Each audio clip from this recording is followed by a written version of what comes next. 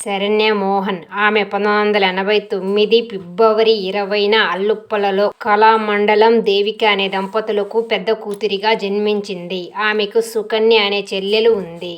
ఆమె తల్లిదండ్రులు ఇద్దరూ శిక్షణ పొందిన క్లాసికల్ డాన్సర్లు, డాన్స్ టీచర్లు కూడా. వారికి అల్లుప్పలలో ఒక డాన్స్ స్కూలు, వైకేబీ డాన్స్ అకాడమీ ఉంది. ఇందులోనే శరణ్య మోహన్ భరతనాట్యం నేర్చుకుంది. డాన్స్ స్కూల్లో శరణ్య డాన్స్ చేయడాన్ని చూసిన మలయాళ దర్శకుడు ఫజీల్ ఆమెను వెండితెరకు పరిచయం చేశాడు. మలయాళ చిత్రంలో ఆమె బాలనటిగా నటించింది. తన చిన్ననాటి స్నేహితుడు దంతవైద్యుడు అరవింద్ కృష్ణన్ను 2015లో వివాహం చేసుకుంది.